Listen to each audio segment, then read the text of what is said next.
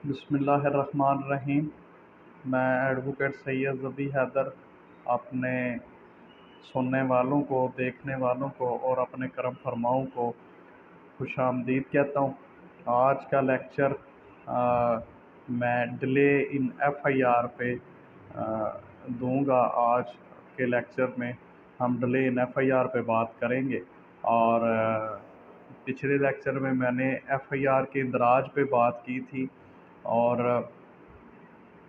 Section 154 और section 155 CrPC का तो उस पर बात हुई थी पिछले लेक्चर में। इस लेक्चर में हम एफआईआर दर्ज करवाने में जो देर होती है उस पर बात करेंगे कि वो नहीं होनी चाहिए, या अगर हो भी तो उसको जस्टिफाई कैसे किया जाता है और वो जस्टिफाइएबल कैसे होती है। तो एक बात मैं करता चलूँ कि एफआईआर को बतौर एविडेंस भी अदालतों में कंसीडर किया जाता है, अप्रिशिएट किया जाता है। और वो एफआईआर को बतौर एविडेंस कैसे लिया जाता है कि वो जो मुद्दई का बयान होता है वो अदालत में रिकॉर्ड किया जाता है और वो बिल्कुल एफआईआर के मुताबिक होता है, जिस वजह से एफआईआर को एक पीस ऑफ एविडेंस की हैसियत हासिल है। डिले इन एफआईआर की बात करूँ, डिले इन एफआईआर जो है वो अमूमन नुकसानदेह होता है। ट्रायल स्टेज पे भी नुकसानदेह होता है और बेल स्टेज पे भी। मैंने अक्सर अदालतों में देखा है, वकला हजरात को इन बातों का नहीं पता। हमारे जो नए आने वाले वकला हजरात हैं उनको नहीं इस बात का इदराक कि जो एफआईआर में डिले होता है वो नुकसानदेह होता है। चाहे आप ज़मानत के लेवल पे बात कर लें, अगर आपने ज़मानत दायर की है उधर भी नुकसानदेह होता है।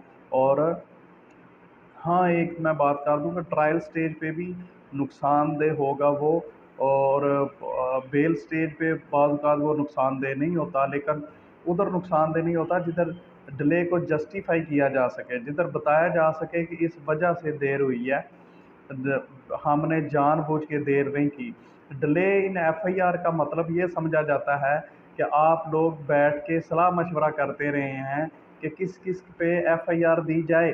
जो ओरिजिनल वकूआ है उसके मुताबिक आपने एफआईआर नहीं दी, आपने सलाह मशवरा करके एफआईआर दी है। जो ये प्रिजम्पशन जो है सलाह मशवरा करने की, ये अदालतें प्रज्यूम करती हैं, जिस वजह से बंदे बरी हो जाते हैं या ज़मानत पे रिहा हो जाते हैं।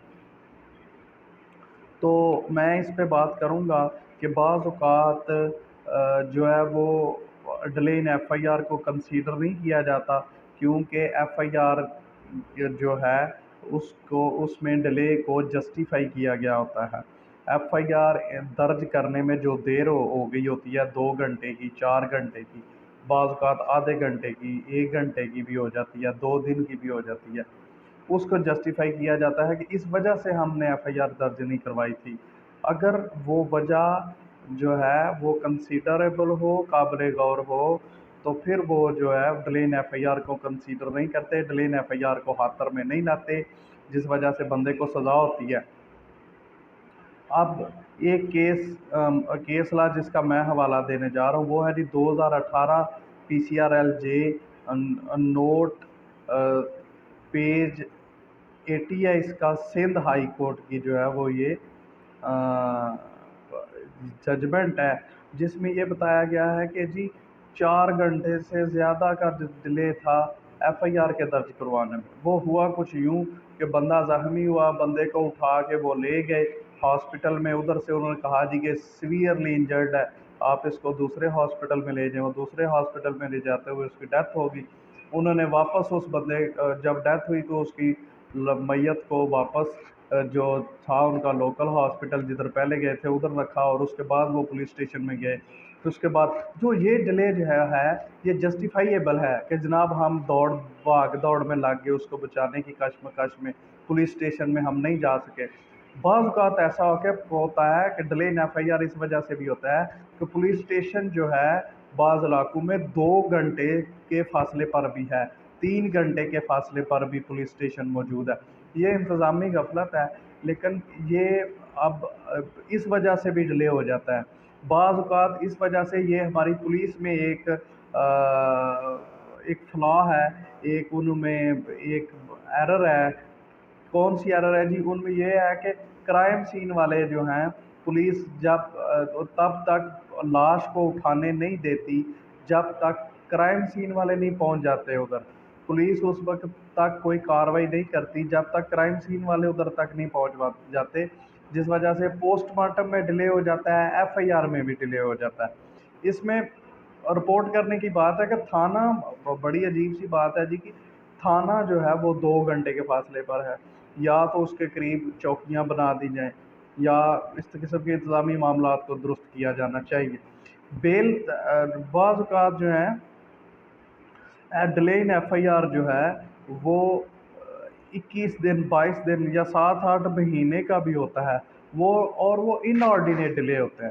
بعض اوقات 1-2 گھنٹے کا ڈیلے ہوتا ہے، اور وہ جو ہے اس میں بھی جو ہے وہ ان آرڈینیٹ ڈیلے ہوتا ہے، یا بعض اوقات آدھے گھنٹے کا یا 1 گھنٹے کا ڈیلے ہوتا ہے، جبکہ پولیس اسٹیشن جو ہے وہ جائے وقوع سے 20 منٹ کے فاصلے پہ ہے۔ ٹھیک ہے، تو وہ جو ہے ایف آئی آر میں ڈیلے آ جاتا ہے، وہ ان آرڈینیٹ ہے، اس کو جسٹیفائی نہیں کیا جا سکتا اس ڈیلے کو۔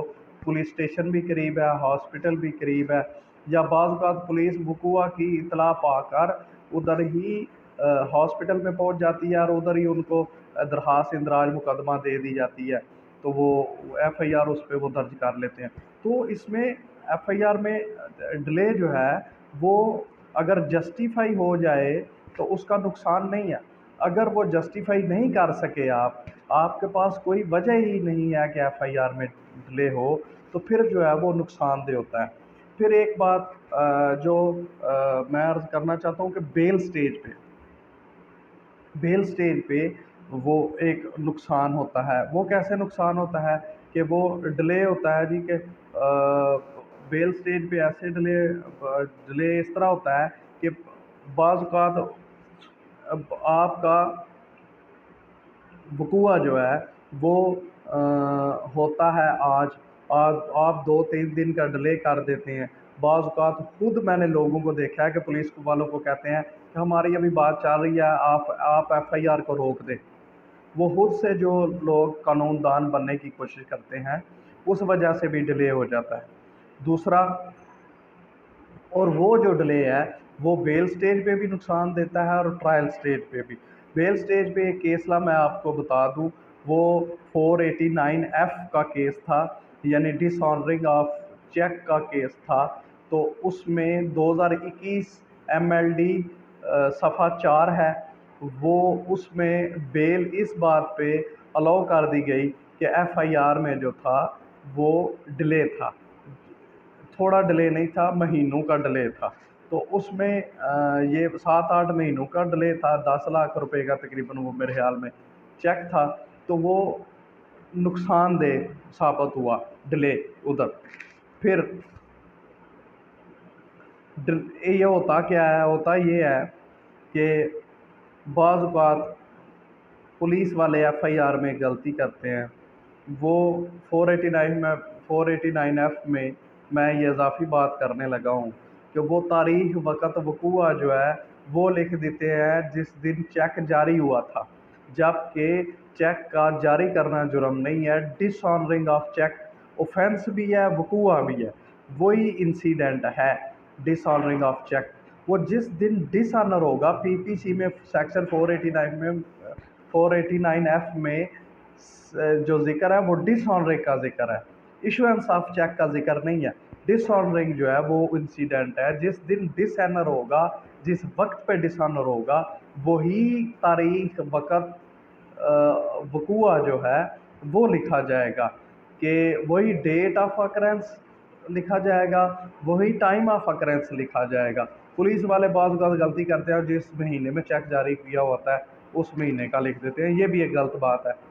تو اس حوالے سے بھی ہو جاتا ہے۔ کچھ لوگ جو ہے وہ چیک جاری ہوتا ہے جی گارنٹی کے طور پہ، تو وہ اس کو جان بوجھ کے اس کا ڈیلے کر کے تو ایف آئی آر کراتے ہیں، وہ بھی ہر نقصان دہ ثابت ہوتا ہے۔ بعض اوقات ڈیلے بیل سٹیج پہ نقصان دہ ثابت نہیں ہوتا، وہ کیسے نہیں ہوتا؟ وہ ایسے نہیں ہوتا کہ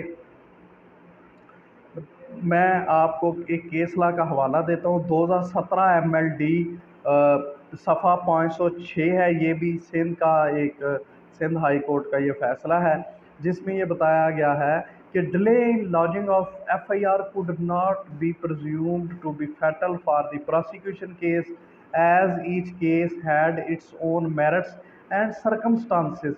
Mere delay in FIR lodging, delay in lodging FIR alone was not sufficient to claim release on bail.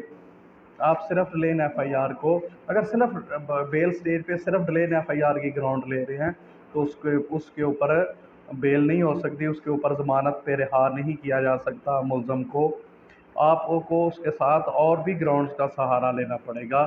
اس وجہ سے ڈیلے ہوا ہے، انہوں نے کنسلٹیشن اور ڈیلیبریشن کی ہے، انہوں نے مختلف اس پہ بھی کیس لا کنسلٹیشن اور ڈیلیبریشن پہ ہیں، جس پہ بندے بری بھی ہوئے ہیں، جس پہ بندے رہا بھی ہوئے ہیں ضمانت پہ۔ تو یہ تھا آج کا lecture delay in lodging of FIR پہ۔ اس میں بینیفٹ آف ڈاؤٹ بھی آ جاتا ہے، اس میں benefit of consultation, benefit of deliberation پہ بندے جو ہے وہ بری ہو جاتے ہیں۔ تو میری یہ گزارش ہے اپنی عوام سے بھی کہ جب بھی کوئی وقوع ہو اس کی فوراً متعلقہ پولیس اسٹیشن میں اطلاع دی جائے، تاکہ اس میں کوئی جو ہے وہ ڈیلے نہ ہو FIR میں، تو تاکہ وہ انصاف کو لوگوں تک آسانی سے اور سستا پہنچایا جا سکے۔ یہ لوگ خود سے غلطی کرتے ہیں، لوگوں سے بھی میری اپیل ہے کہ یہ غلطی نہ کیا کریں، خود سے قانون دان بننے کی کوشش نہ کریں، بلکہ قانون دانوں سے مشورہ کیا کریں، تو اور فوراً اطلاع کسی بھی وقوع کی پولیس اسٹیشن میں دیا کریں، تاکہ اس کی فوراً FIR درج ہو جائے، اس کے بعد تفتیش شروع ہو جائے۔ تو یہ ایک فائدہ مند چیز ہے، اس جلد سے جلد جو ہے وہ انصاف لوگوں کو مل سکے گا۔ آپ لوگوں کی زحمتوں کو میں تمام کرتا ہوں، آپ کا بہت شکریہ، اللہ حافظ۔